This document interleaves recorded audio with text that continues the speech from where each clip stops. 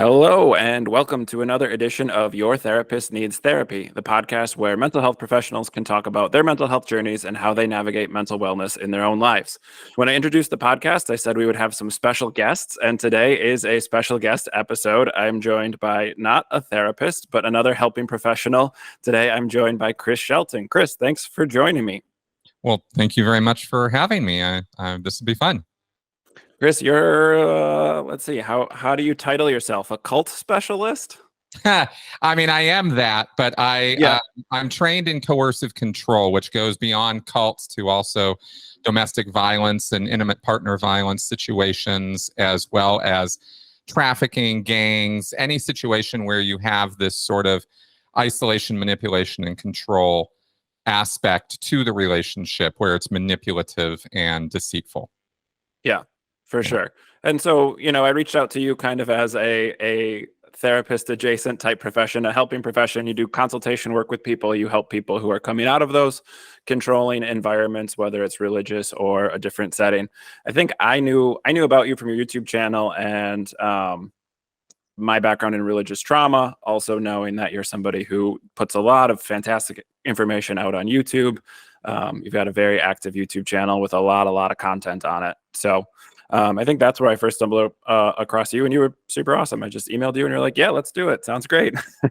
Yeah, I love talking. I'm always a talker. It's been all my life, and I've got a lot to share about this. It's an important topic for people. There's a lot of people who suffer in silence who don't need to, and that's really my target audience at this point. I'm not trying to appeal to Scientologists to come out of Scientology at this point. I'm trying to help people not get there in the first place. Yeah. And so let's do, your story is out and public. Like I said, you've got you even have your YouTube channel, I love, has like for people in a rush, here's the background story, kind of a playlist of quick hits. I love that. But yeah, for people who maybe aren't familiar with your background or your story, can you share a little bit about kind of the religious aspect of your upbringing and then kind of exiting Scientology? Absolutely, yeah. I was basically raised in Scientology. I'm what's called a second generation cult member. But the same kind of thing applies with Christians, Muslims, etc. So if you're raised in the household, you're second generation. You're not a convert this time around. And for me, it's an important aspect of my story because I never was asked whether I wanted to be a Scientologist. It was simply, this is how it is. This is the worldview that you get. And so L. Ron Hubbard was, somewhat deified in my life as as this very intelligent, very amazing man who had done all these discoveries. And he came up with a system that we refer to as a totalist system. It's not just about some beliefs that you go to a church on Sunday and say some words. It's not a prayer-based system. It's not a God-based system. It's more for people who wonder how it could be a religion without God. It's like Buddhism is a religion without God. It's still spiritual, and it's still an effort to understand ourselves and our place in the universe. And Hubbard's ideas on this were pretty out there. And so growing up in that, I came up with the ideas of, Scientology ethics and Scientology study methodology and how Scientology deals with relationships, because my family was all about this. So it was not just a thing that my parents went and did once a week, like you might see in Christian households. Sure. So my upbringing with that, I still went to public schools. I still had a regular kind of life from the outside. I played Dungeons and Dragons. I loved reading books. I was, a voracious reader as a kid. And because I started school a year earlier than everybody else, just because of my birthday, I was kind of the runt of the class most of the time. And so I kind of was trying to use Scientology as a shield sometimes, and trying to deal with other people. But it was when I went to high school that I really got involved and started actually doing class work at the church. Scientology is about services. It's not just about prayers or, that doesn't exist in Scientology. What's there is classwork and what they call auditing. Is which is the best analogy for it is counseling, but it's really not. It's so different in so many ways, and we can break that down, I guess. But the auditing is a process of supposed self-discovery, which is really more indoctrination, you could say. Mm-hmm. In a word, there's other words for it: hypnotism, trauma inducement. I mean, there's a lot of things that go on in auditing that are pretty unsavory. And I started being exposed to this at 15 years old. That's when I actually went in and started doing the classwork. And there is in Scientology, you have a set road, a path. It's called the bridge to total freedom. Is the euphemism they use in Scientology for this. And the idea is there are levels of indoctrination or levels of experience you have to go through and climb this ladder. They call it a bridge, but it's really more like a ladder. Sure. You're going from this lower state of awareness and being to this higher state of awareness and being, where really, and this is not overstating it, this really isn't hype when I say the top of the ladder is godhood. It's a state of existence where you are at cause over matter, energy, space, time, life, and form. Mm-hmm. So that's kind of heady. That's pretty weighty. Yeah. Like, whoa, I'm going to become a god? Yeah, that's exactly what's going to happen. Is that? Is that? I know there's a information control system involved so that not everybody knows all the secrets, and you need to level up sort of so that you can get more of this. But is that like a selling point for, maybe a early young adult who's like getting into this as like, oh, if you go far enough, you will get all these powers. You'll be godlike. Oh, very much. And the secret sauce. You'll get the secret sauce of life itself. Sure. Hubbard calls it the living lightning. There's a lot of he was crafty, this guy, right? And he really knew his marketing quite well. And on day one, I was given a recorded lecture that, let me just say, the body of Scientology work is 5,000 recorded lectures, thousands of pages of written text and materials. It's 26 to 30 books that you read. I mean, it's a tremendous subject, and it's very complex, and there's a lot of rabbit holes. But so I just kind of skim the surface here when I tell people about it, and that's why my channel has so much content, because I've deconstructed so many aspects of this. But like the Mormons, there are secret levels. There is secret knowledge at that you have to kind of jump through loyalty hoops to be able to get access to. And I was played a lecture on day one of walking into the church and getting sold on this from L. Ron Hubbard from 1967, where he describes some catastrophe that happened on this planet. And he says 75 million years ago. Yeah. That will absolutely blow you away. It has totally made this planet a desert, and this sector of the universe an awful place to be. And that's why Earth is in the state that it's in. He explains all of societal's ills with this hidden knowledge. And he says, once you're exposed to it, the world will never be the same for you again. And this is the path for spiritual enlightenment, where you don't just know some things, you're going to have powers and abilities that are going to allow you to transcend this world and be in a position of cause. And that's like basically being in the driver's seat. You're in the driver's seat of your life. And who doesn't want that? Everybody really does want that. You don't want the sudden income tax bill. You don't want to get fired from your job. You don't want your wife to just pick up and leave one day. You want to be in charge. You want to be at cause over all the different elements in your life. And this is what Scientology offers. And going in there at 15 years old in the summer between sophomore and junior year, I'm this naive little, I'm well read, but I'm pretty naive. And I'm primed for this material by my parents. They've raised me with this. So as far as I'm concerned, L. Ron Hubbard absolutely knows what he's talking about. I didn't ever think to question that. And so here's this, really amazing information. And I was already raised with the idea that the real world, the big wide world, doesn't have a clue. They're clueless. They're walking around hypnotized zombies. they really need Scientology. And so here I was now finally getting Scientology. And so it was really more of a, oh, wow, this is really going to help me. Sure. And having that as a selling point and walking in there prepped that way, I bought it hook, line, and sinker. And I wanted help with communication. I wanted help with getting along with other people better. Like I said, I'd been a runt most of my life. I'd had to work around all that. So I started doing the classwork and thought that I had been getting some amazing gains from it. In retrospect, it really never did deliver on the promises. Sure. You're not a god right now. Well, definitely not a god. Definitely not. But even the lesser promises were sort of left lacking.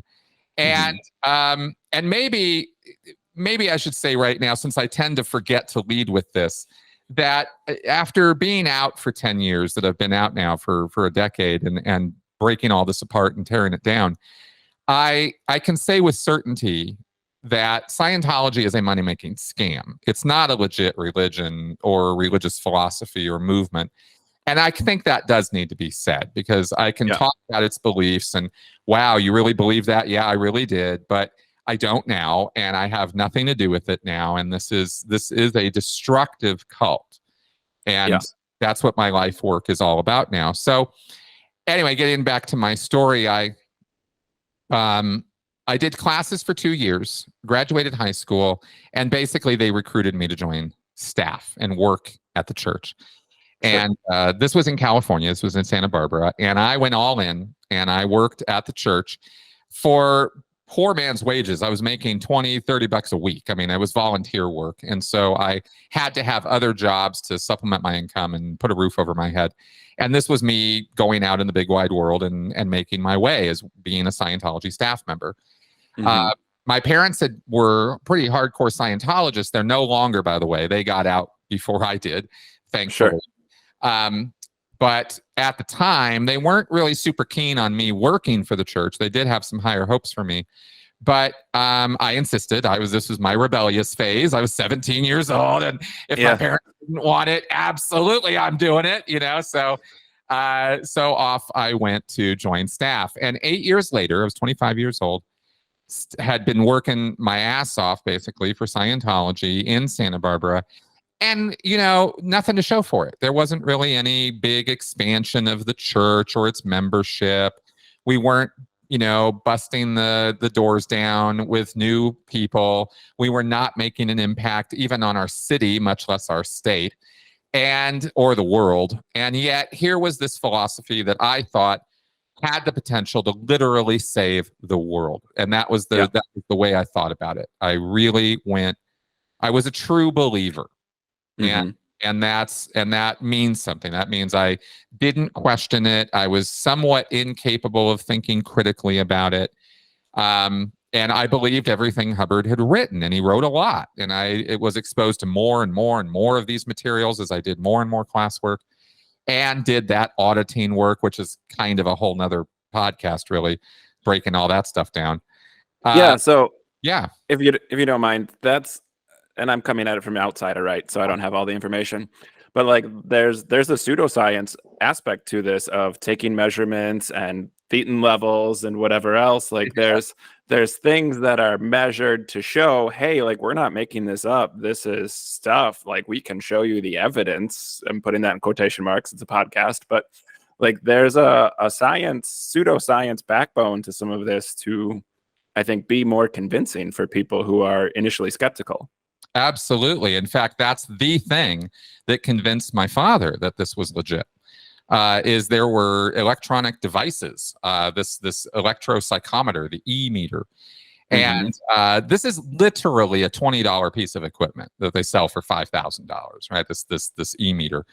And it's I've talked with professional electrical engineers and such since I left Scientology and gotten the rundown on this thing. And it doesn't do at all what Scientology or L. Ron Hubbard claims it does, but you're absolutely right. You're nailing it there, that it gives it an air of legitimacy, and it's a convincer because a needle on a dial moves, and you as a Scientologist are convinced that the interpretation of that movement means it's reading your thoughts, it's reading your trauma, it's reading your what they call charge, electrical charge, that you carry around with you as a spiritual entity, or as what they call a thetan.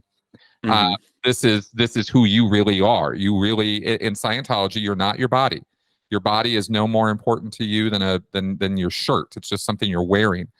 You are this immortal spiritual entity, and the e-meter is supposed to be an insightful device to register the thetan directly, not the body. And in fact, all it's really doing is reading sweat and muscle tension.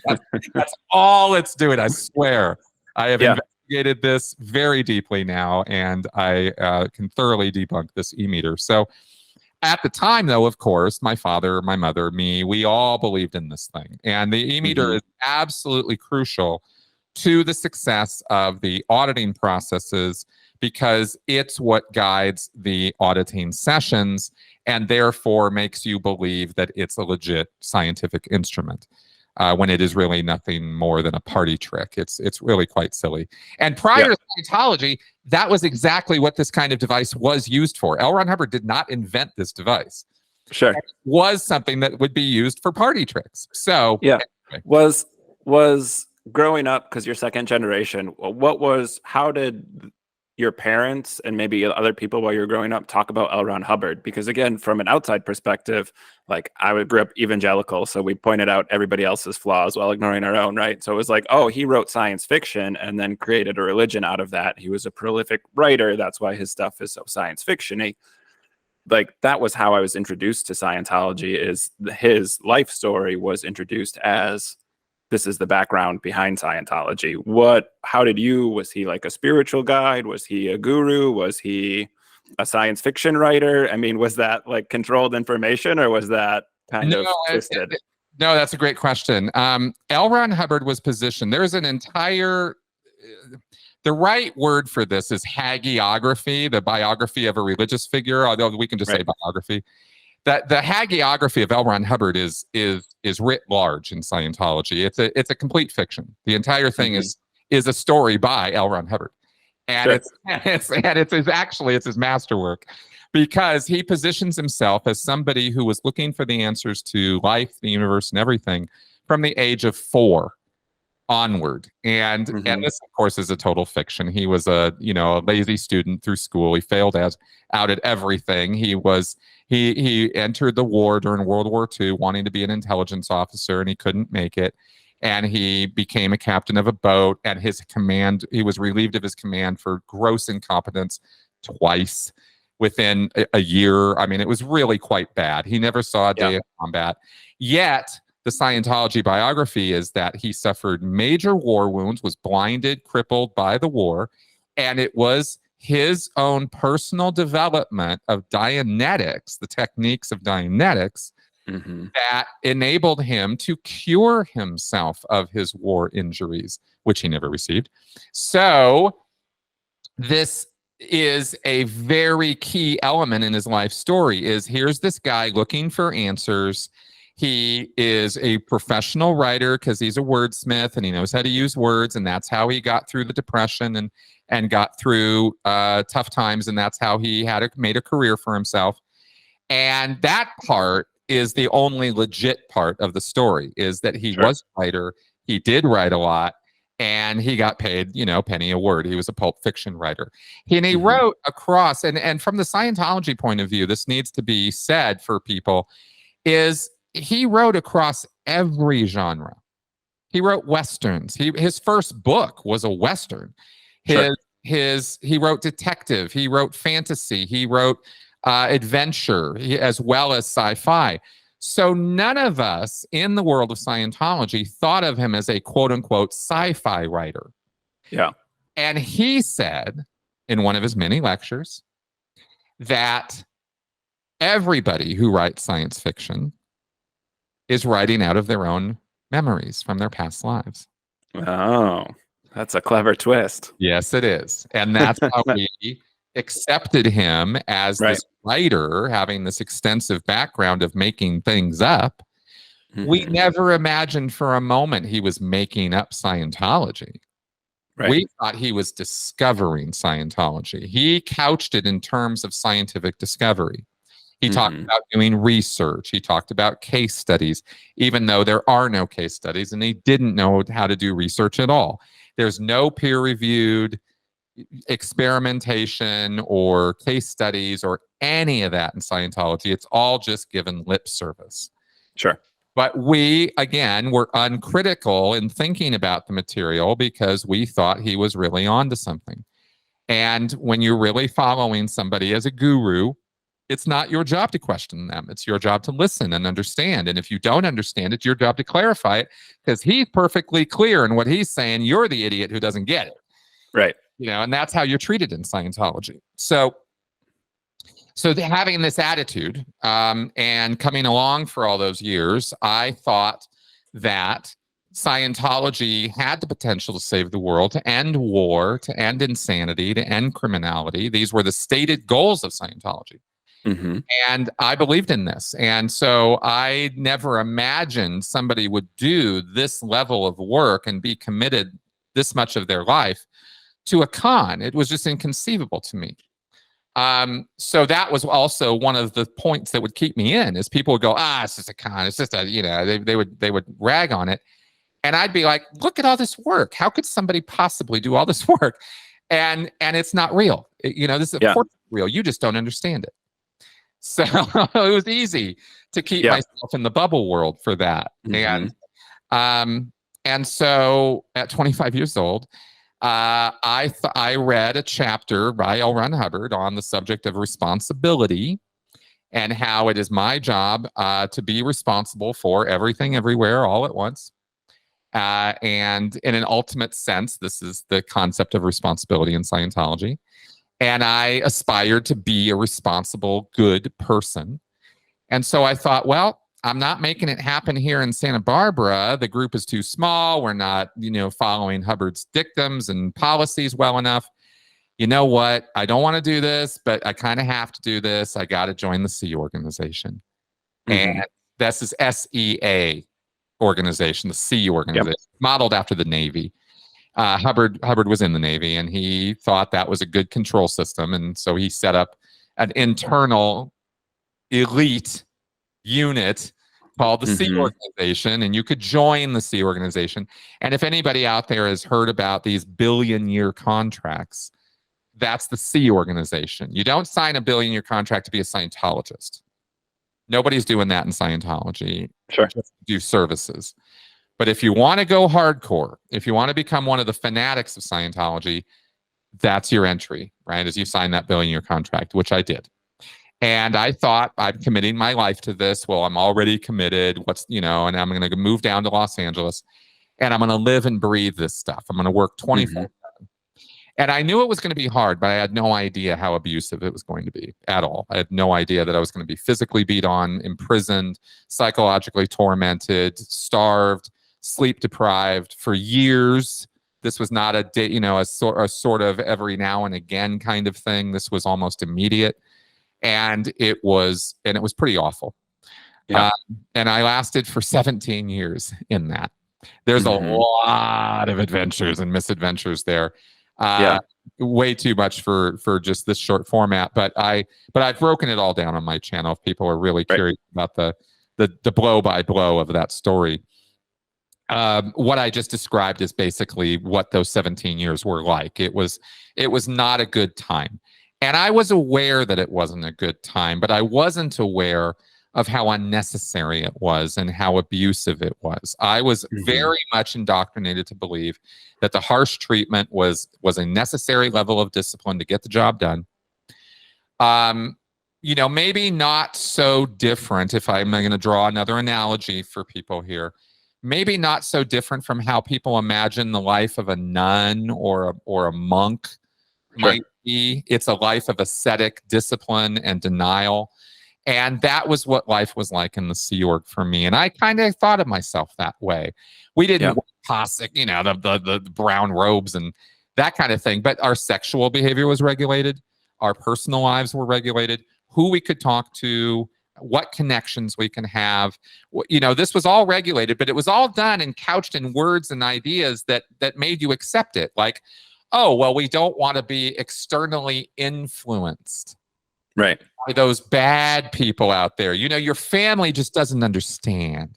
Your friends don't have non-Sea Org friends anymore because they just don't understand. And of course, being a Sea Org member in Los Angeles, I was living and working at those big blue buildings you might see pictures of when you look up Scientology. That's where I lived. That's where I worked. It's called a Sea Org base. And that was my world. I didn't leave very often. And I only had, it was 24/7. I could be woken up at 3 a.m. to go do some work. I mean, it was constant. The pressure was intense, and it was, again, constant. And because the pressure and the emergencies we had to deal with all the time were of such extreme importance, it didn't allow for a lot of independent thinking. Or, you know, sort of, wait a minute, what are we doing here? Or perspective shifting or anything. That was it. The whole environment is set up to kind of keep you in that environment. It by design. Right. And so I thought, again, truly believed, well, all of this abuse is harsh, but it's necessary because we're saving the world. And, you know, you don't make an omelet without breaking some eggs, right? So, so that was kind of the attitude that kept me going and persevering through a lot of the awful. I mean, people standing over me yelling and screaming was a daily occurrence. That was not even like that big of a deal. I come out in the real world for the last 10 years and people think that's abusive, and I kind of laugh a little bit. I'm like, really? You think that's abuse? And it is. I don't mean to downplay it, but it was the very lightest of the abuse I received, you know.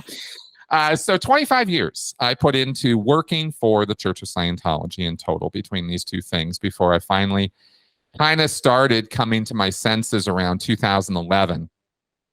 I was about 41, 42 years old, and I thought, you know, this isn't really working out. I'm not myself climbing that ladder. I'm not getting over that bridge. I was only halfway along, you could say. I never did. After 25 years, I never did get to that secret of 75 million years ago. What the hell was Hubbard talking about? I never found out, right? And and yet here I was working my butt off to get other people to get to that information and to move up the bridge. And so I started considering that I was a bit of a martyr, and I didn't want to be a martyr. I didn't want to sacrifice myself for this cause. I wanted the godhood too, damn it.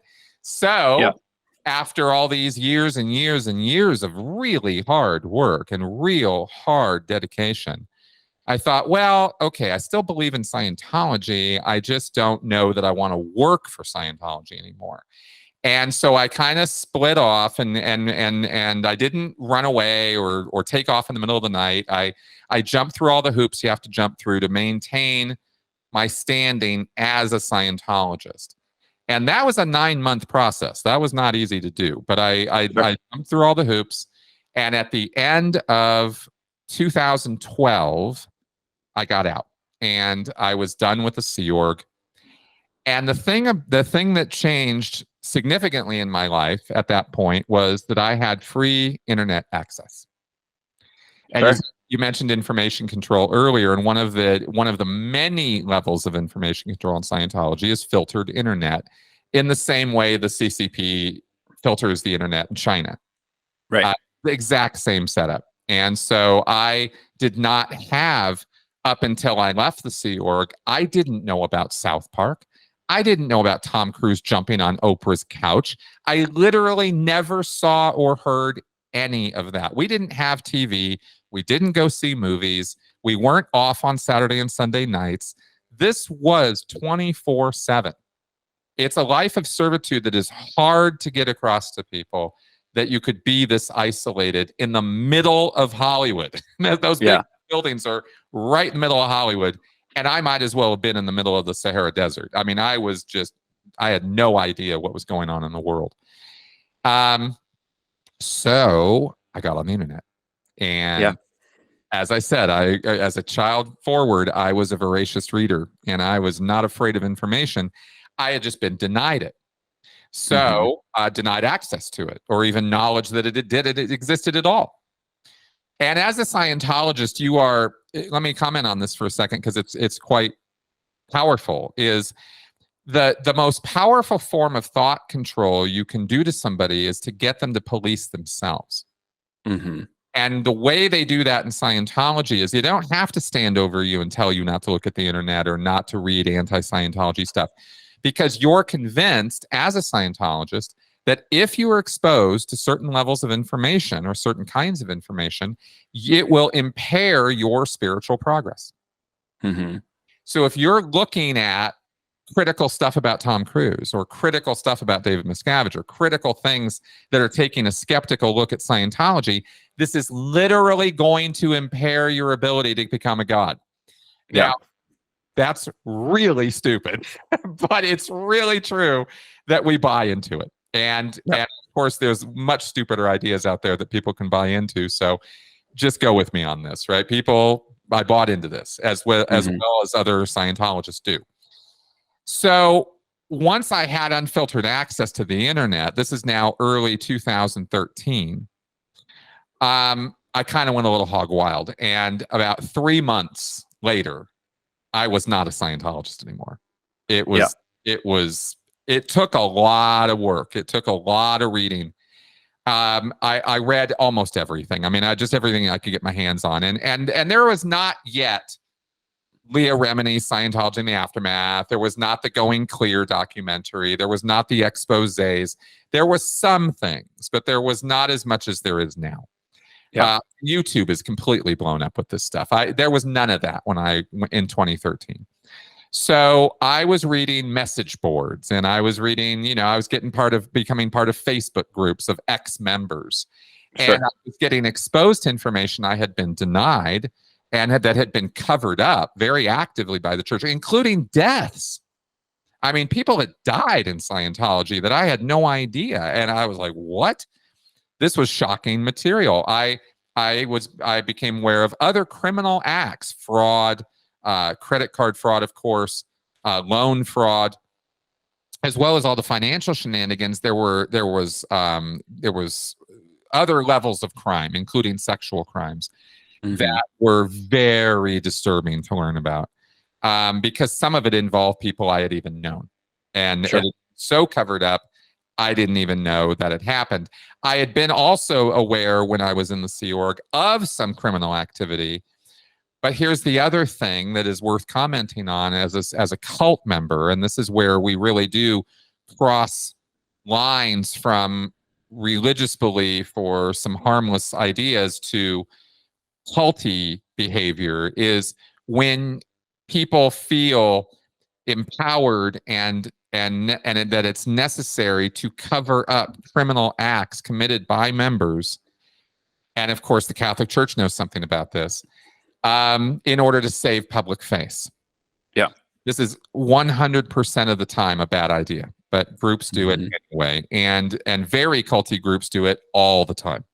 And Scientology is a very culty group. So I learned about things I didn't even know about. And the things that I did know about, I had justified and rationalized in my own mind, because, again, Scientology is a totalist system. So it has its own ethics and justice system. And they laugh at the police and at our courts and the justice system outside of Scientology. They think that is the most unjust, harsh nonsense you could ever be subjected to. And it's very gross and very unfair. And look at how the government's hounded L. Ron Hubbard, and look at how Scientology is treated by the media. You can't trust any of these people. So you can trust Scientologists. So we're the ones who are going to deal with our own dirty laundry. And this is how you kind of rationalize not letting the police anywhere near Scientologists who are active predators and criminals. Right.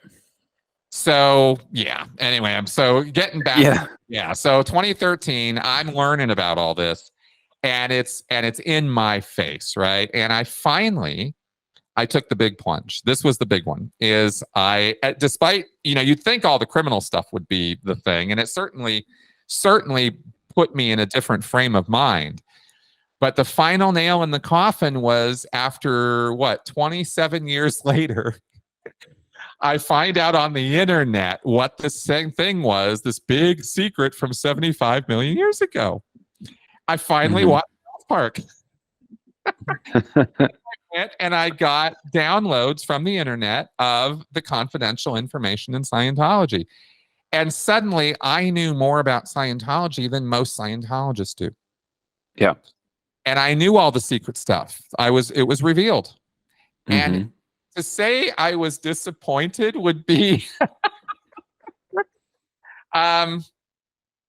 it would be on the order of, being promised a 5-course meal cooked by Gordon Ramsay, and you've been waiting for decades for this privilege and honor of being served the best meal you are ever going to eat.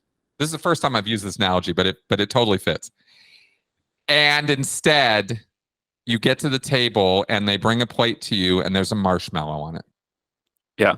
Like, that's basically how catastrophically bad this information was. I'd been working my ass off for almost 30 years to protect and defend and deliver this material, and it was a marshmallow. It was nothing. It meant it was illogical. It was logically inconsistent with other aspects of Scientology.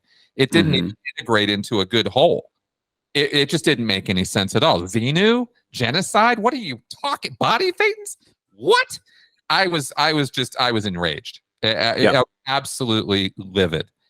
And again, words fail me when I try to describe. Even after 10 years, all I can say is I was pissed. The level of betrayal was beyond.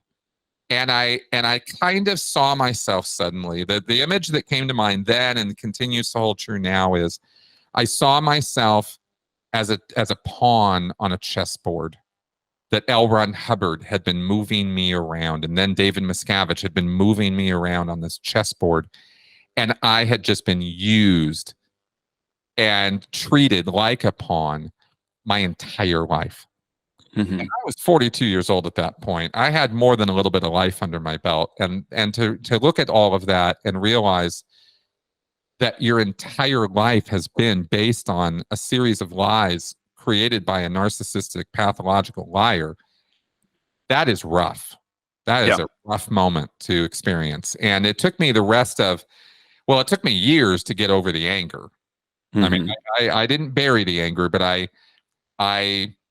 you could say I sublimated the anger into my work. I chose to not present myself as an angry person, but I was boiling inside. And I realized that I couldn't just walk away from this subject and not have anything to do with it again.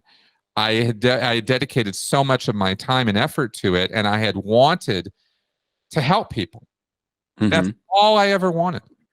Yeah. I wasn't in it for the money. Sea Org members make $50 a week. I had no savings. I had no 401k. I got nothing, right? Right. So I wasn't in it for the money. I was in it to help people, and I had been used and taken advantage of. And so I thought, you know what? It's some payback time. I gotta do something about this. And I have to make up for all those people that I helped, that sort of quote unquote helped, who I'd really betrayed, who I'd been giving them false answers and false information for years. And I felt very, very guilty about that.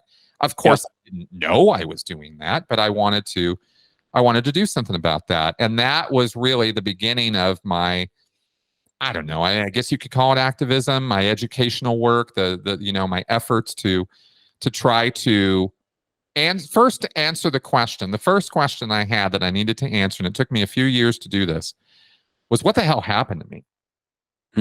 What was this? What occurred? Why did this all get put together? Who was L. Ron Hubbard really? Who's David Miscavige really? Because they are not who they present themselves as. And how do I find out? And so I ended up going on a journey of discovery that took years. And I took people along for the ride. I started a YouTube channel, and I was like, let's do it. Yeah. And I wrote a book. I ended up writing a book about Scientology, kind of taking it apart. It's everybody writes a memoir, and I was like, I'm not going to do that. I'm not going to write my life story. Who cares? I'm going to write a breakdown of this thing. I'm going to take apart L. Ron Hubbard. I'm going to take apart the belief system of Scientology. I'm going to show why it's not only ludicrous, it's impossible. Mm-hmm. Just impossible. The whole Xenu story and all of that is just ludicrously impossible. Yeah. And but not just Xenu. I mean, everybody gloms onto Xenu, but there's so much more. There's so much more. And there are so many levels of basically brainwashing. I mean, indoctrination, thought reform. We can use nicer terms than brainwashing, but it basically means the same thing. You're deceptively indoctrinating people into ideas and beliefs and actions that are destructive to their mental health and well-being and to that of their social relationships.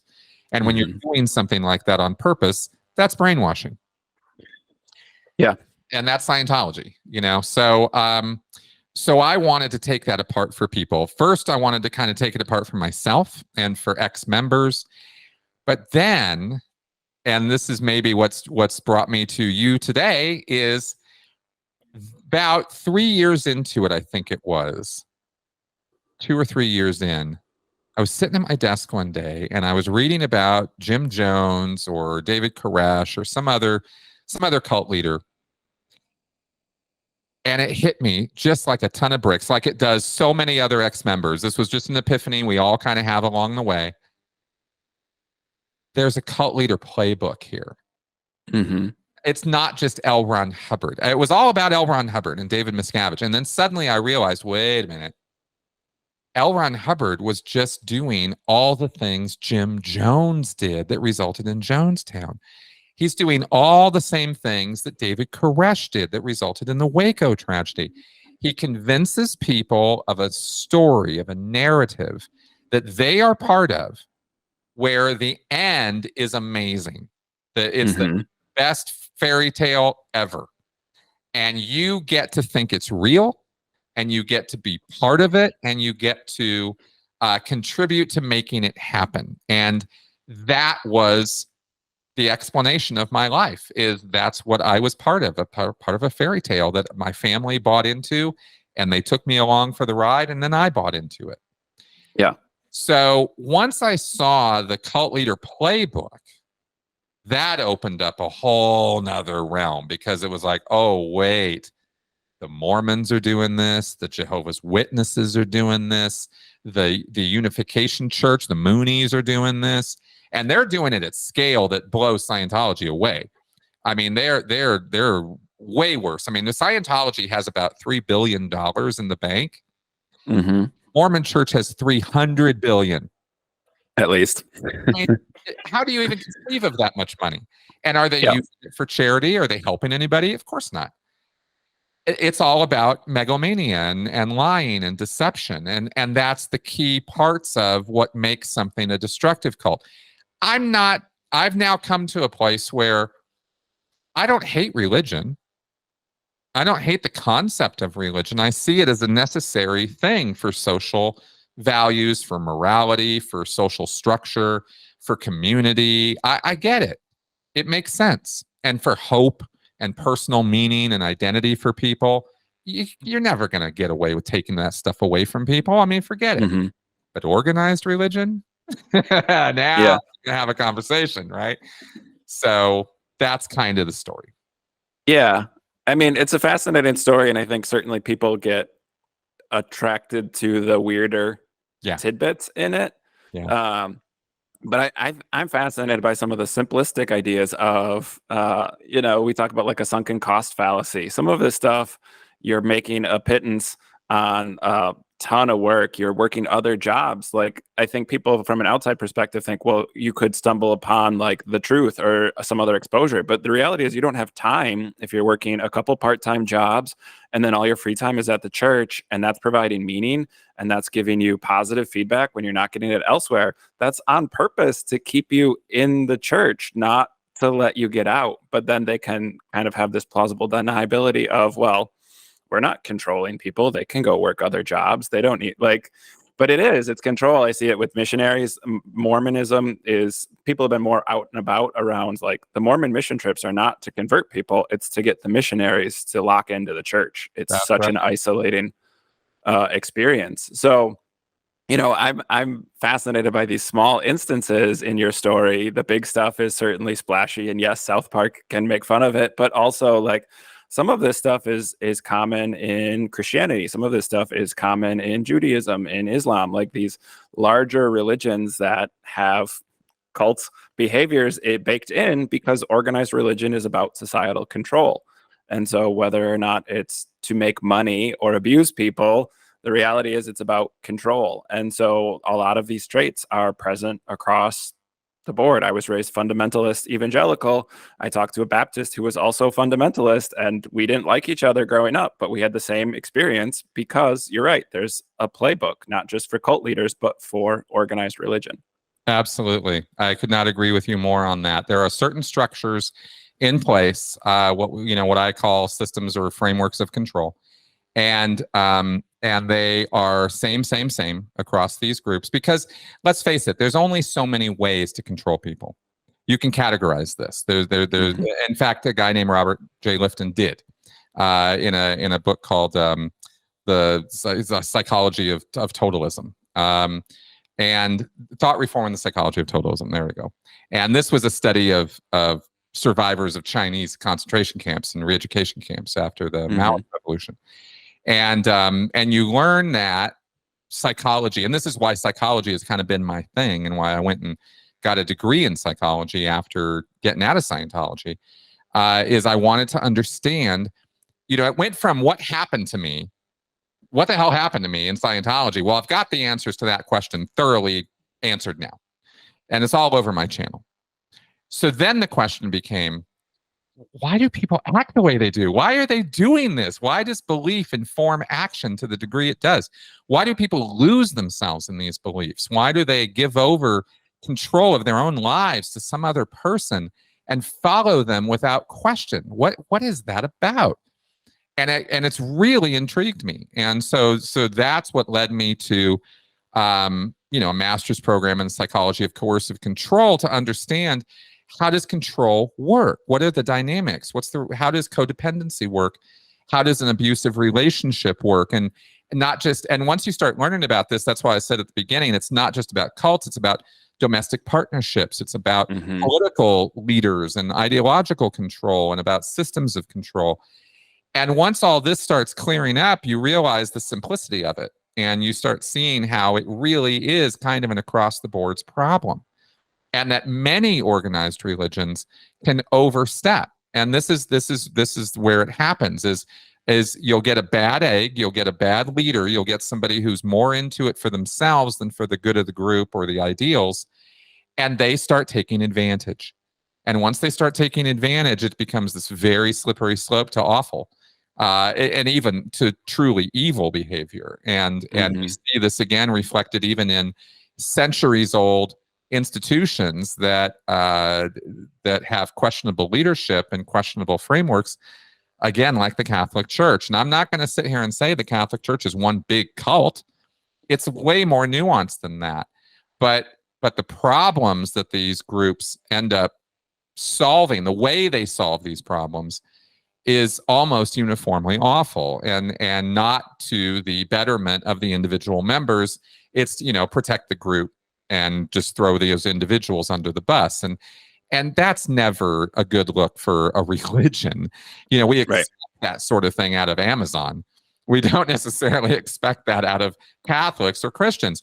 And evangelicals, of course, and biblical literalism and this sort of thunderous sinners in the hands of an angry God approach lends itself to abusive behavior, because you're justified in your beliefs in beating, spanking, abusing your kids, and of course, worse behavior, which then gets covered up by the church elders or the church leaders. And we see, so many survivor stories. And it has to do with not the, and this is where people can get a little confused about this, is, at least from my perspective, The beliefs are one thing. It's the systems of control that are actually important here. Whether it's Xenu or whether it's, King David, you can create a system around these beliefs where it's okay to sexually assault people, where it's okay to abuse people, and it's never okay to do those things. And Right. that's the bottom line, Yeah. Yeah. I think it's fascinating. I like to say I've been deconstructing for 20 plus years because I had questions as a 10-year-old, but it took me to be in my 30s before I actually left the church. But I think it's hard to explain for people who don't grow up in it. I'm fourth or fifth generation evangelical. So like my great grandpa was a pastor. He gave sermons in German still. Like that's how evangelical and German Lutheran my family is. Right. And so you don't know that you're not questioning. You don't know that you're not allowed to doubt because like it's just so ingrained. And there are all these tactics that I think go into it. I'm curious for your personal story on like, I definitely went through an angry atheist phase. Yes. And it's fascinating because I think people think like, oh, all this information is out there, but you don't have access to it. So even when I was deconstructing, I didn't know about all the podcasts and all the YouTube shows and all that stuff because you're just not exposed to it anywhere. You don't know what's out there. And then you're like, oh, I guess I'm an atheist. And all of a sudden you find all these flood of resources. We're like, oh, that would have been helpful 2 years ago. Yep. But for you, a lot of that stuff wasn't out there. So what was that like? You said you kind of let it simmer and you put on a happy face to the public, but that anger was there. Kind of where did that go? How'd you avoid some of that angry atheist type trope of being anti-religion and burn it all down kind of mentality? Oh, it's a great question because it gets me talk about my favorite thing. I was lucky. This was pure luck. But I realized in that first year, 2013 was both the worst and best year of my life because I got out of Scientology, totally got out of the headspace, but I lost everything in the process. I lost all my relationships, everything. At least I didn't lose my family. That was the only saving grace there. But here's what happened is it was, I don't know, probably September or so of that year. And I realized, okay, I've now come to a place where I know all the things that L. Ron Hubbard said were basically bullshit. How do I prevent myself? How do I make sure I don't fall for another L. Ron Hubbard? That was a very big question in my mind. I was like, I got to make sure this doesn't happen to me again. Because I got a lot of life left in me, and I don't want to waste another 40 years of my life kowtowing to some other guru. So what do I do? How do I do this? And I was not yet anywhere near a good, wide perspective of the world. I was just a few months out. The recovery from stuff like this it's years. But at the time, one of the things about Scientology is it's all now, go, fast. And so I thought, I was telling people, I even told my mom, if I'm still talking about Scientology in a year, I want you to shoot me, right? I had no idea what recovery was going to take. Yep. But here was the thing that sort of accelerated and helped me through that process to start with. And it wasn't therapy, and it wasn't psychology, and it wasn't self-help books. It was critical thinking. It was skepticism. And the way I ran across it is I Googled, how do I stay out of a cult? How do I avoid cults? How do I avoid bad thinking? Yeah. And what comes up? Carl fucking Sagan. Pardon my French, right? But Carl Sagan, the man is my idol. I love this guy. There was a book he wrote called The Demon Haunted World. And he presents science as a candle of light in the darkness of ignorance. Right. That's not the exact subheading, but something like that.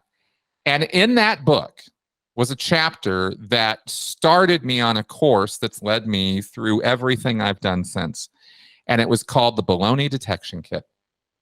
And it's basically about 9 or 10 points, if I remember right, of just good critical thinking. Questions. Be skeptical.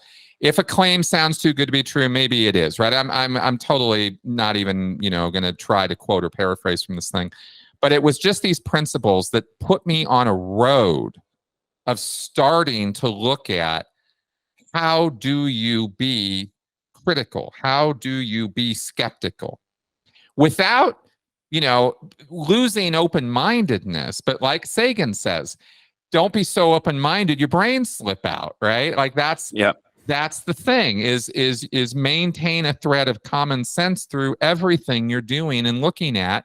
And one of the other big principles that I have evolved over the years from this sort of seed that Carl Sagan planted, and James Randi, and Penn and Teller, and Skeptic.com, Michael Shermer. I mean, so many people are in this space who have wonderful advice and tons of examples of how to go about doing this. And from that came the conclusion, the mistake, one of the big mistakes, not there's no one answer to all of this, but one of the big answers is don't commit. Don't overcommit. No matter what your ideology, your religion, your relationship status, don't overinvest to the point where you can't question or be skeptical about what it is all about. Always be willing to ask questions.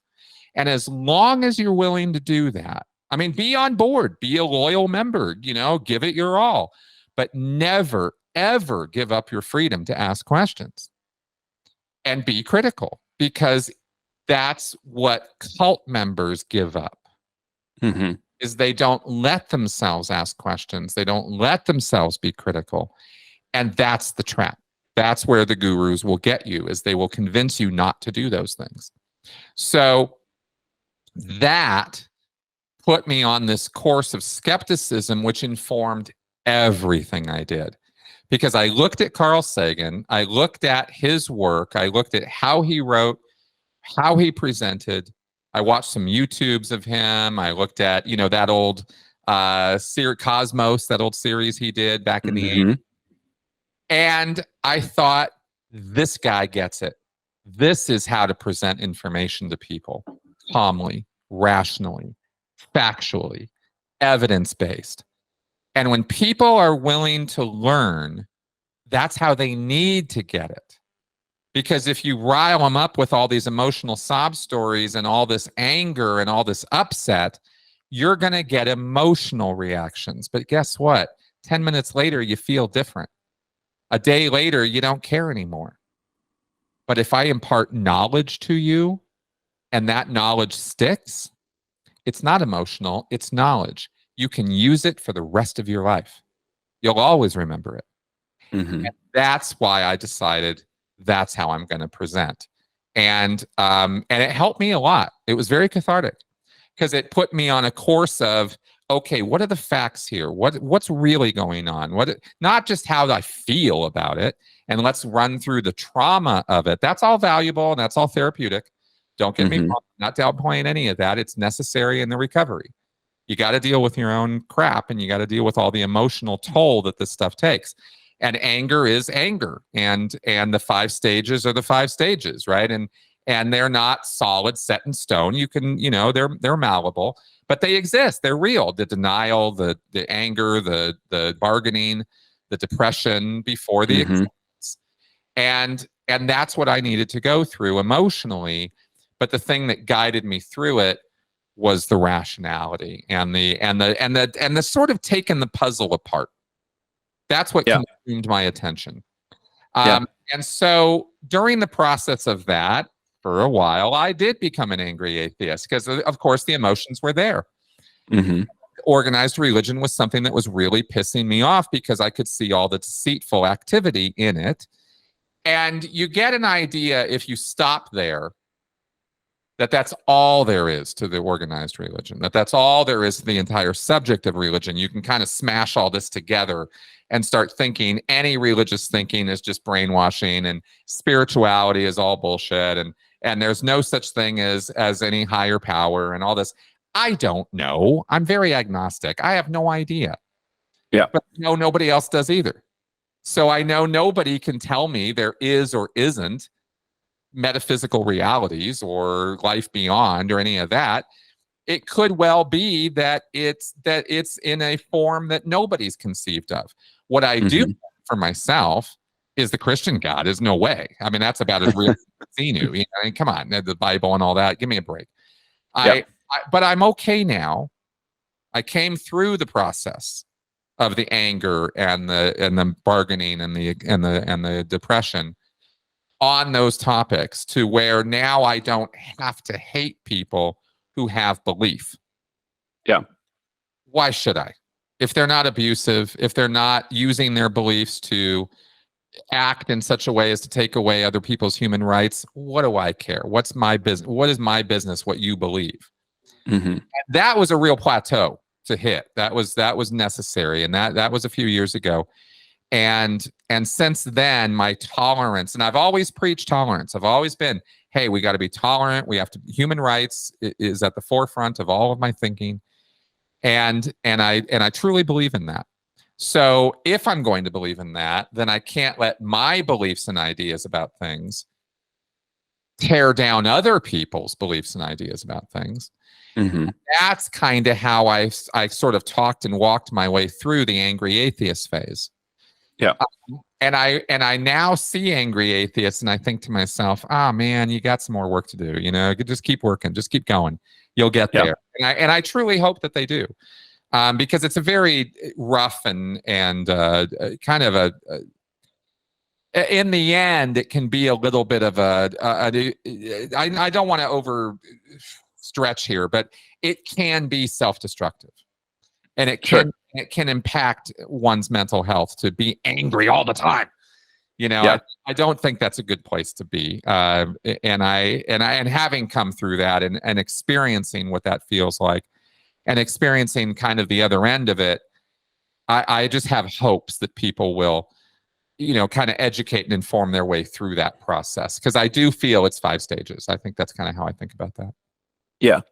I'm curious, kind of the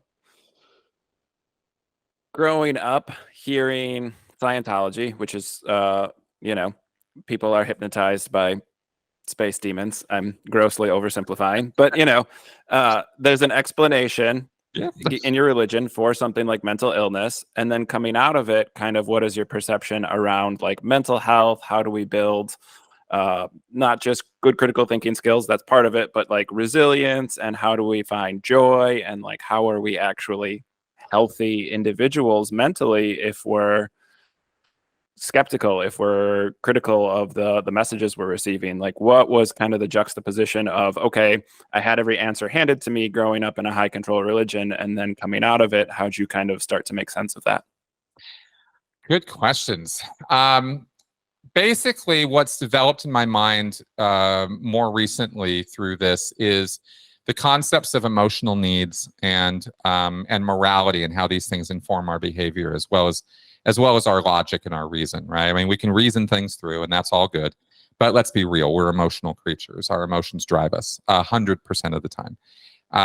You know, if it's a choice between a sound logical path and something that's going to fulfill our emotional needs, we're probably going to go with the emotional needs part. This is why we overspend. This is why we get in bad relationships. This is why we join cults. You know, we have these emotional needs. And I have spent an awful lot of time in the last couple of years diving deep into emotions and emotional needs. What are they? What is this? How does this break down? And for me, it answers every question about behavior. Because it's what drives us. It's the engine that drives our behavior. So if I can understand where somebody else is coming from, what needs they have, and how their actions are fulfilling those needs, I can understand the person a lot better. And that's, I think, about as far along as we've come with mental health. Mm-hmm. It's a baby subject. Psychology, psychiatry, these are in their infancy. People have been studying engineering for millennia. How do you build a house? How do you build a house that stays up? How do you build a bridge? Mm-hmm. We've had these answers for thousands of years because people needed to figure that stuff out just to get along and get food and get shelter and all of that. We're now in a modern world where that level of Maslow's hierarchy is kind of fulfilled for most of us, not all of us, but a lot of us. we're not waking up every morning wondering what animal do we have to go out and kill to have lunch. Right. We just have to go down to the store and buy some food. It's so easy now compared to how things used to be. And so we can start putting more attention on these higher levels of Maslow's hierarchy. Self-actualization, of course, being at the top. And mental health is key to this. Mental health is all about that. So we're now really only in the last couple hundred years been in a place where we can start developing ideas of what is all of this about. And we've had to get through some of the nutters and some of the crazy stuff, the Freuds and the Youngs and the who was that guy in the 50s with the behavioralism. Mm-hmm. Right. And let's stick my daughter in a box and watch her, this kind of crap. Right. Yeah. They stayed in that for a while. It was, a couple decades. Yeah. And Pavlov and Skinner and all those guys. Yeah. Skinner. That's it. The Skinner box. Yeah. Mm-hmm. We have Skinner. God, I hate that guy. But behavioralism was a big thing. It was all the rage in the 50s. Right. And so we see that sciences are human endeavors. And they are flawed by human emotions and ego 100% of the time. But we somehow make progress anyway, because, if you don't build the bridge a certain way, it's going to fall down. Well, we haven't quite got answers that solid yet for our mental health issues. We just don't have them, right? We're still figuring so many things out. And this is another reason why I like to talk about emotional needs, is because I think that this is actually crucial to this picture. As well as morality. I think our moral foundations are also key to this.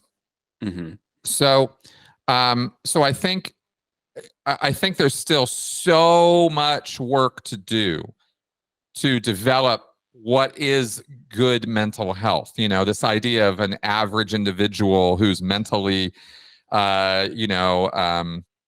stable. I start wondering about the efficacy of these ideas. Yeah.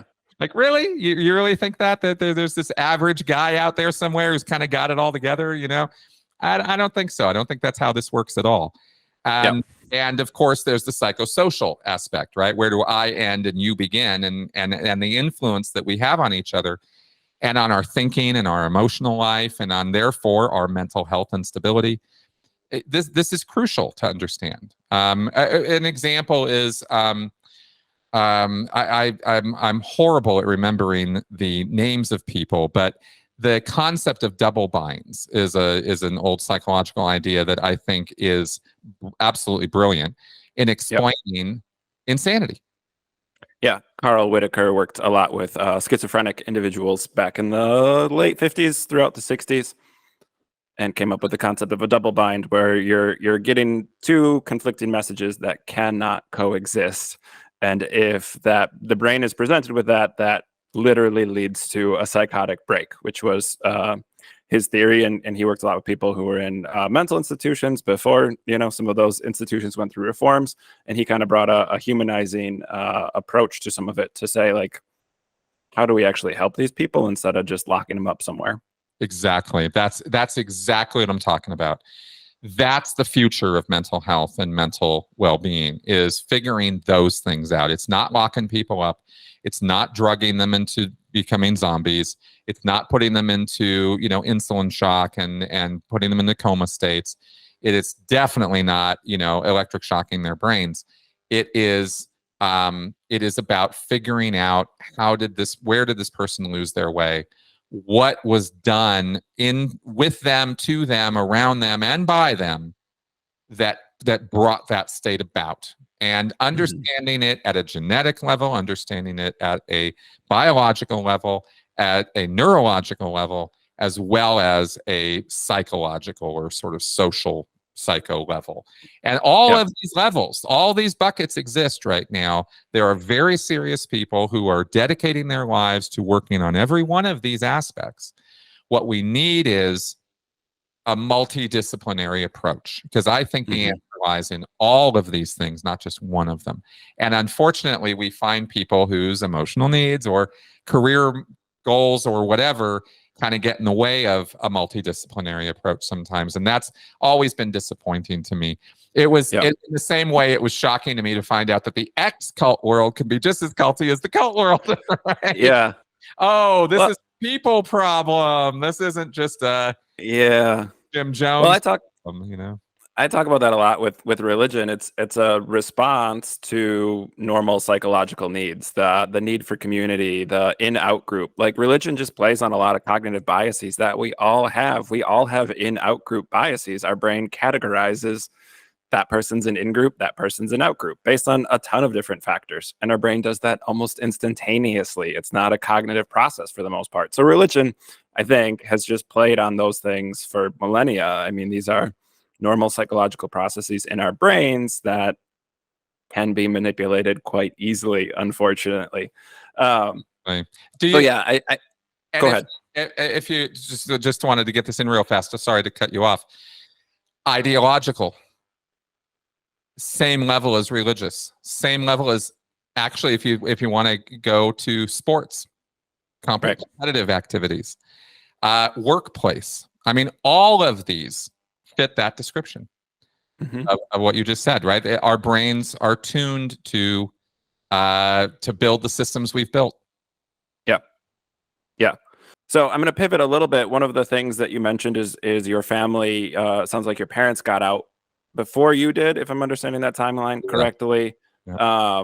How was that kind of informative? Was that a helpful thing for you? Were you like, shame on them, they left the church, and then when you left, it was like, oh, thank goodness I have someplace safe to land? Or can you talk a little bit about that support system aspect? Oh, God, yeah, I love talking about this. Because it was absolutely crucial to me being able to leave Scientology. It was night and day difference. What happened was my parents basically got a bit disaffected with the church and sort of separated slowly from it. It was, I think in the XJW world, you have the mentally out, physically in, you have these various stages you go through. And that's where my parents were at. And as I was becoming more and more hardcore, they were sort of exiting stage left, but quietly. Sure. One of the things, of course, about destructive cults and cult behavior is it's very in-group, out-group, to the point where if you become even suspected of going out-group, oh, you mother, you're just Satan, right? You're just the evil person. How dare you betray us this way by abandoning the belief system? You become what they call in Islam an apostate. And this is a terminal condition in Islam. So this is not good. And in Scientology, this will bring about shunning, disconnection, and if you start speaking out against Scientology, much worse. The church will actually go after you. So I saw my mom and dad first split up. They got divorced, and then I watched them kind of fade away from Scientology. As I mentioned at the beginning, it's a very service-centric thing. It's not just something you live at home and sort of talk about. You're supposed to go in and do stuff because they want your money. Yeah. So my mom and dad were not doing that anymore. And I was a little like, hey, what's going on, right? And I was trying to get them to come in, come back on, do more services. And my mom eventually ended up having a conversation with me that was absolutely life-changing in ways I didn't even know at that moment, where using Scientology principles, she convinced me, hey, look, I'm doing my thing, you're doing your thing. I'm your mom, you're my son. I love you, I care about you. You love me and care about me.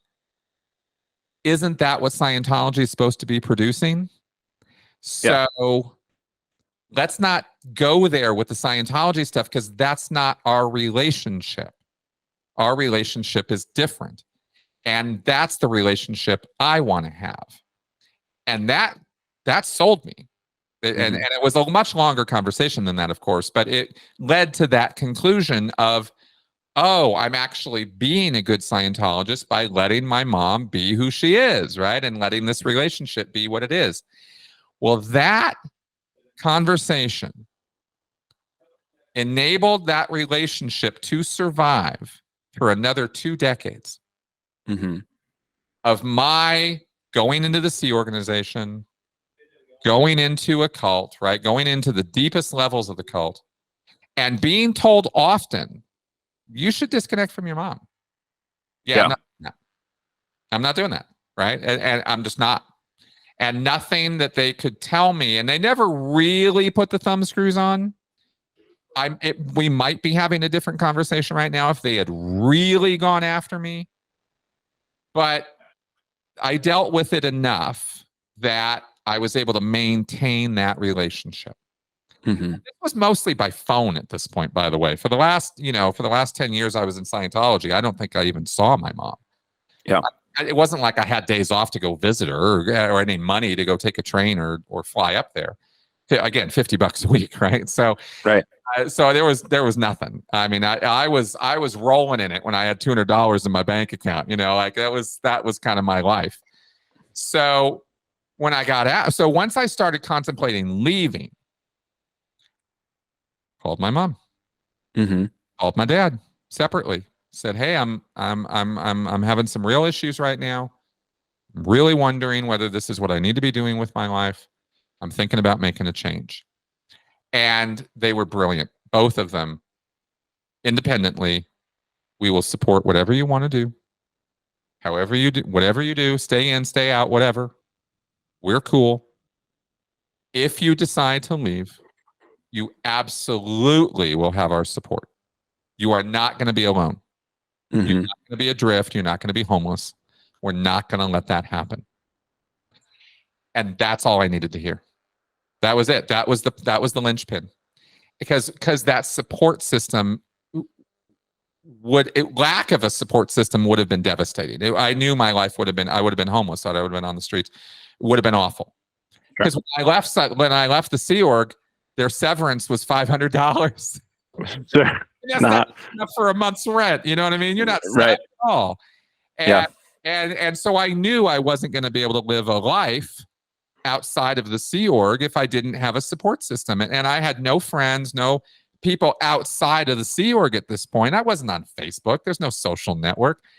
There was none of that. So So my parents saying those words to me really put it there. And when I left the Sea Org, first I took that $500 and I went and rented a car and I drove up to Sacramento where my mom was from LA. And I crashed at her place for 3 months. And I tried to get a job. And I had Scientology all over my resume. Nobody was calling me back. And I wasn't getting anywhere, but I had the support of my mom who was feeding me and putting a roof over my head for that period of time where I could get myself back on my feet. And my job was to get a job. Yeah. And that's all I worked on. And I eventually got one, and she bought me a car, and I got on my way, and I started making my way in the world. And I only needed a couple months. I only needed a little bit. In fact, I think I was only there for about a month or two. Actually, it wasn't really very long before I secured a job, drove across the country because that's where the job was, got an apartment, got settled in, and I've been self-sufficient ever since. And but lacking that month, my life would have been hell.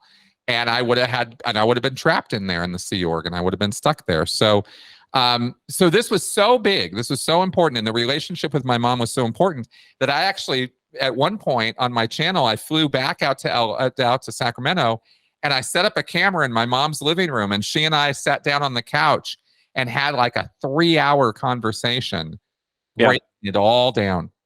Mm-hmm. Our whole history, her history in Scientology, mine, and how we helped one another and how she helped me get out. Yeah. And I wanted to do that for people. That's on my channel right now. I think it's called Me, My Mom, and Scientology. And I wanted to do that for people to so that they could see how a support system actually works with a family and how you can get somebody out, even if it takes 10 years or 20 years of waiting for them to get a goddamn clue. It will happen. And once it does, if you're not there for them, that could really suck, Yeah. what does it look like for you currently as you're having to stay informed enough to comment? David Miscavige still pops up in the news from avoiding jury summit or warrants and things like that, so you're needing to stay informed about it. You can't just kind of turn your back on it or ignore it, but also probably balancing some of the triggers or some of the things that still remind you of like your time in it. How do you kind of navigate both of those aspects at the same time? Yeah, great questions. So I've been out for 10 years now, and I've gone through an awful lot of work to relieve myself of the emotional pitfalls and the triggers and the various things, the trauma of it, you could say. I've been in talk therapy for a few years. It's been going great. Every week or two, I get to talk to somebody who does understand the situation and does understand, and I've worked with her to educate her on stuff. Sure. Because sometimes you got to do that with your therapist, Right. And through that work, and mostly through the education, and that's my thing. I know not everybody is into reading all the books and watching all the videos and doing all the stuff, but I tell you, I don't know how to recover without it. I just don't. And when I counsel people, when I work with people, and I'm not a therapist, but I do consult. So maybe I shouldn't use the word counsel, but when I consult with people, it's mostly about education. It's this book. Yeah. It's this book on boundaries. It's this book on relationships. It's this book on attachment theory. It's these things. It's not just about coercive control. It's about who and what you are and why we are the way we are. Because once you start learning about that, everything starts making a lot more sense. Your whole relationships and your social networks start making sense. Everything kind of clarifies. And so now, having stripped myself of all of Hubbard's bullshit and not finding answers from any one source or one guru, but realizing I'm the source of my answers. That's a big hill to climb. But when you realize that that's always been that way, it puts you in the driver's seat, right? All that cause I was talking about before. Yeah. You're never going to be in the driver's seat of your life if you don't understand yourself. I talk about emotional needs on my channel now, and I get people like, I didn't even know I had emotional needs. And I'm like, oh my God, like this is where we're at. So this work has not only been cathartic for me, but it's been very, very helpful for other people. And so now my effort is to broaden the scope of my work. And I have long since stopped just talking about Scientology. I've had survivors of all the groups we've talked about, including evangelicals and former evangelicals and former Christians, from hardcore fanatical cults. Yeah. I've talked to people from all of those levels. And I've also talked with and interviewed psychologists and sociologists and even neuroscientists, really digging in, I mean, you really want to find out a little bit about yourself, go watch some Huberman, I mean, there's some really interesting stuff out there. Right. All of this has sort of over the years sort of separated me from it. And it didn't take me a year. I said if I'm still talking about it in a year, shoot me. Well, next year is going to be 10 years that I've been talking about Scientology publicly and deconstructing it for people. And that's now, like I said, broadened into other cults, and coercive control as a subject. And next year, I've got a couple projects that I'm literally working on right now, today. I'm going to get these projects done this year, and that'll be it. I won't be talking about Scientology anymore. Yeah. I'm going to be moving on. I've got lots of other things to talk about. And so, and there comes a point where, your own catharsis has sort of been served. And part of that catharsis is actually just being able to let it go. And just say, I'm done. I've more than made up for all the bullshit I did. I have no guilt. I have no anger. I'm not upset with these people anymore. I don't know that everybody can come to that place, but I recommend it if you can. Yeah. Because there's this point where you can kind of just stop looking back and you can start looking forward. Yeah. And that's kind of where I'm in the middle of right now. That's the transition I'm making right now. Sure. And it feels awesome. You know, Yeah. it really does. So, yeah. Yeah. I think I see that a lot. I see a lot of different deconversion podcasts or groups kind of go through like a 2 to 3, maybe 4 year kind of cycle of like, at some point, most people are like, all right, defining ourselves by what we used to be, but we're not anymore, doesn't make sense. And there's that turning of like, it's acknowledged as an important part of their life and yet not holding any power as they move forward. And I don't know that everybody gets there either, but I think it's healthy if that opportunity arises to think seriously about it. Absolutely, because what can happen is you can become, and we see this happen with media figures, you know, the Rush Limbaughs of the world, where you become glued to a platform. You become stuck to it, and that becomes your new identity, is the counter thing. And and is that not just the same level of trap for yourself as an individual? You know, and who wants that? There's so many groups and so many aspects of coercive behavior that need to be talked about and exposed. And I've come now to the place where Scientology is a pipsqueak operation. It's like, yeah, it's really bad. It's really awful. They do horrible things. But, you know, the Moonies are about 10 times worse, you know? Yeah. And so now I'm sort of thinking about and talking about Scientology more as a case study than the thing. Sure. So yeah, I think that's progress. Yeah. I think too, a lot of people finding some space for activism or having an outlet to respond, especially if there was an injustice done and they are acknowledging that something unjust happened to them. I think having an outlet to say, like, I'm going to put my energy towards doing something good. I'm going to put my energy towards addressing that injustice or activism in a different direction so that I'm not just spinning my wheels forever on this, being mad that something bad happened. Like, it did. Also, what are we going to do now moving forward? Exactly. And I don't know what other better result you could hope for, you know, in terms of recovery or, you know, getting past the trauma of it. Sure. So one other question I love to ask everybody, either what's on your bookshelf or what are you watching? Oh, yeah. Good. Well, unfortunately, you know, I do still watch a lot of cult stuff. Sure.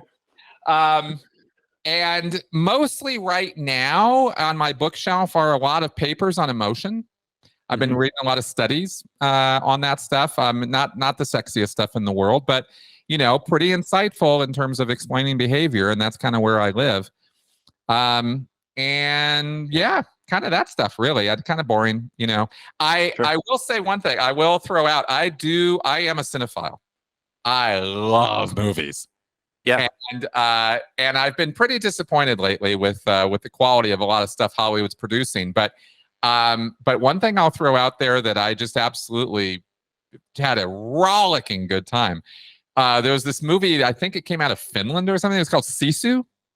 Okay.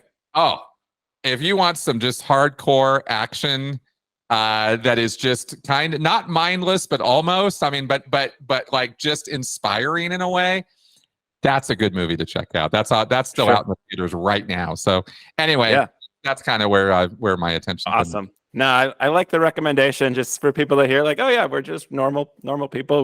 We do all this cult work or religious trauma or therapy or consulting, but also like we go to the movies and watch stuff. Absolutely. And I mean, my release these days has been for years now has been stand-up comedy. I can't get enough of it. I consume all of it. All right. Well, let's talk that. Give me a recommendation there too. I love stand-up as well. Ooh. Well, Patton Oswalt is always one of my go-tos. You know, Chappelle is a little controversial. I like Jon Stewart. You know, those are good. And but I think Patton Oswalt is the guy I kind of almost look forward to more than most people when it comes to comedy. I do like Joe Rogan's stand up, even though I don't like all his podcasts. Sure. The guy can be a real idiot, but but boy, does he do some good stand up. So I think I kind of look at that kind of stuff. Sure. I love Patton Oswalt. I love James Acaster. If you've not checked out James Acaster, I'm a big fan. He's got a 4-part special, which is crazy on Netflix. But even some of his other stuff. Yes, seen him. He's very good. Yeah. So yeah, very cool. Chris, this has been awesome. Thanks so much for coming on. You were super helpful and easy to get a hold of. I kind of always like psych myself out, like, oh, they've got a really big following. I don't know if they'll want to talk to me. So I appreciate just the feedback and being like, yeah, let's talk mental health. It's important. So if people want to learn more about you, you've got the YouTube channel, you've got a couple different shows you do on YouTube. Where can they find you? What are you promoting these days? Okay, great. Yeah, my YouTube channel, Chris Shelton, MSc. Just because I work too hard for my title not to use it. And Sure. I have a podcast every week. It's called the Sensibly Speaking Podcast. Apparently has a fairly large, audio following, as well as the video on YouTube that I present. And I do a weekly Q&A show where I answer viewer questions. You can email me questions. I will definitely get to them and answer them. I think I'm coming up on episode 500 or something of my Q&A show. I've been doing it for years. And then I do, bonus live streams and stuff. And then every Friday I do a live show. I do a call-in show so people can call me, talk to me if they want to. Yep. And then I've got these video projects I'm working on right now. So, and then there's my book on Amazon. It's called Scientology A to Xenu. Yeah. An insider's guide to what Scientology is really all about. And that is a breakdown. If you want to know about Scientology, including a full breakdown, by the way, there's nowhere else that this exists that I know of. Full breakdown on all those confidential levels, not just Xenu, but all of it. There's 8 of these levels, and Xenu is just one of them. Yeah. So break all that down as well, and that's all in that book. So you can get that on Amazon. I think it's like $20. And I did an audio version. I think it's like $10 on Audible or something. Sure. Yeah, very cool. I love your website too. You have a lot of great stuff about just resources that are available. Your YouTube channel's full of just awesome. I mean, I as a therapist, I love when something is free. If I have a client who's on a sliding scale or has some financial struggles, being able to say like, hey, here's this really great resource that's free on YouTube. So just fantastic stuff. So definitely, if you haven't checked out the YouTube channel, all that stuff will be in the show notes. So that links are there and it is easy to find. I'm Jeremy. I'm a marriage and family therapist. All my stuff is at wellnesswithjer.com. It's kind of the home base for all my information that you can check out as well. So Chris, once again, thanks for coming on. You bet, man. Thanks for having me. And to all the listeners, thanks once again for tuning in. We'll be back with another episode next week. Take care, everybody.